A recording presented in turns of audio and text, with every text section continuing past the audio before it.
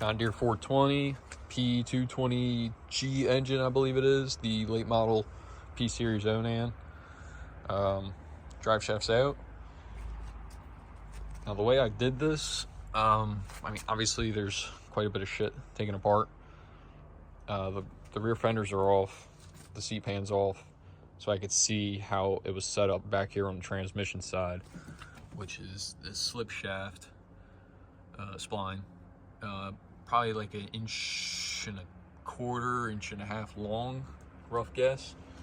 So the drive shaft does, the tail end here, how you would set this up is you would assemble the drive shaft first, assemble the motor, bolt this 4-bolt flange onto the back of the motor there. Now I watched a video about this and a guy said you got to pull the motor to do it, and I understand that because there's no slip joint within the drive shaft. But there was about probably 1/16, maybe an 1/8 inch gap behind, like at the end of the drive shaft where it met the bottom out point there on the transmission. So it's 1/2 inch, 5/16 bolts that hold her on there, 1/2 inch head. I took all 4 out, and they are what I believe is Loctited on, because they kind of struggled coming out, and it kind of got that Loctite smell. So took all those out. I jammed my pry bar into the U joint to hold it from while I was trying to spin it out, and I put an extension, this guy here, so it's like a 3 or 4 inch extension, shallow, in between the coolers back there, and broke all of them loose, got them all out. Once that was out, like I said, I had that gap there. I was able to use my pry bar and pop it out of place from the back of the back of the motor a little bit. And then once I was able to do that, I was able to put a pry bar here below the drive shaft. It would be like right where my fingertip is. Put a pry bar below that, and I just gently worked it upward. Like I said, I already got a little bit of a gap once I first popped it, and I was able to pop it upward. I don't know if this piece here is cut or if it's supposed to be that way, but both sides are like that. So either it's supposed to be that way or somebody else had cut it. So I loosened this shit out, took battery box out, took this off, which was a pain in the ass. I wanted to get the coolers completely out of the way, well, more so anyhow, but those are a real pain in the ass to get to. Those little guys down there, like even what I got loose was just, it really sucked. Wound up not really taking any more off. It flexes quite a bit. I don't want to touch it right now, but it flexes quite a bit. So I flexed that out of the way, and I was able to actually get the flange yoke end to turn. Let's say it was like this against the motor. My fingertips are the flat flange. I was able to move the drive shaft upward, then angle it upward, because obviously with it in the trans, it's going to just articulate like that and give me more space here to here. So I popped it upward, and then I turned it upward, the end of the U-joint upward, and then I was able to pull it up and drop it out underneath the machine. So it's possible. You can get this drive shaft out without pulling the motor. The mounts aren't loose, nothing. Just pull the battery box out, pulled that out, loosened up a couple of side things here, and like I said, it sucks, don't get me wrong, but I didn't have to touch anything as far as moving the motor forward. I know going back in is probably going to be worse than pulling it, but just a little bit of patience, it'll work out. Now I pulled this out because I want to take it to the drive shaft shop and get it checked. As far as the balance goes, I'm not sure if it's somehow got bent. I doubt it, because it's up in the frame of the machine. But see if it got bent maybe, or if the joints or something going on with them. Like I said, they kind of seemed loose when I was wiggling it with the pry bar in the machine, but there's wiggle motion from the transmission side where it slips on the splines. So they seem tight now. I mean, they're loose as can be as far as not binding. They don't bind or anything, but there's no thunk, no kind of play like that, like you would with a bad U-joint in a pickup truck or something. So that's the next goal, though, is to get it to the drive shaft shop. I'm going to have them check it out. Hopefully they find something wrong with it. But if not, I mean, what the hell's the next thing? Crank is out of balance or something. I don't know if they put weights on these engines somewhere. Maybe one fell off. It runs great. It's just the motor vibrates aggressively when you know, put it to the moon. But that is my story on my drive shaft. Just got it out. Probably took me 30 minutes, I'd say. Not bad. It just, you know, you gotta have patience for sure. It'll piss you off. All right, so I just got the drive shaft back in the 420. Like I said, motor not pulled, none of that. The only thing I had to do that I didn't quite care for doing, and it's definitely not right, but it'll be all right, is the flange there that bolts to the flywheel.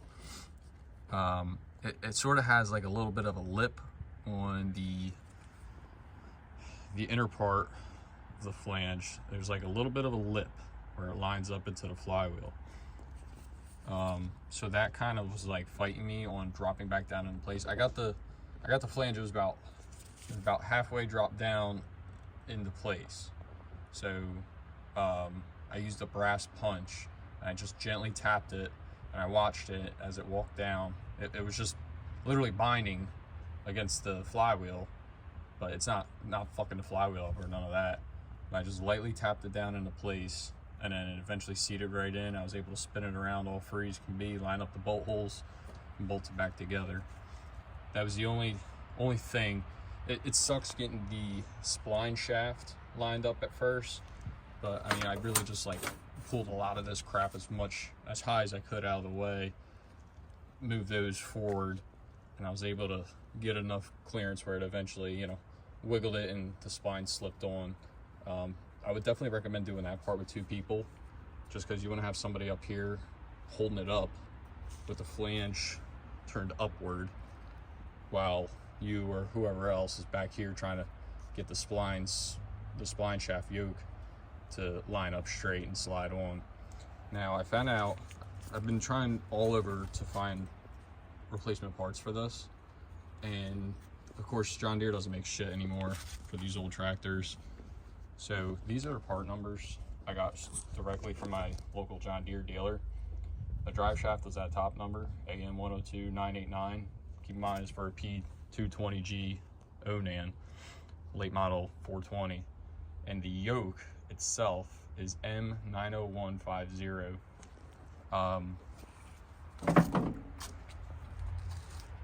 So it's basically not fixed at this point.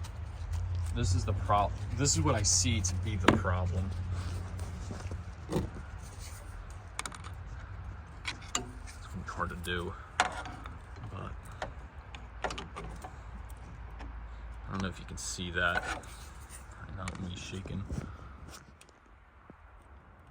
but if you can see that motion side to side, that's slop in the splines. I can't recall. I initially did the first video thinking that was going to be the only video. I was just talking about removal. After I pulled this out, I took it to the parts washer, cleaned the splines out, checked everything over. These were tight. The U-joints are like, I shouldn't say tight, but they are not slopped out at all. They are free as can be as far as binding goes. They slap all around.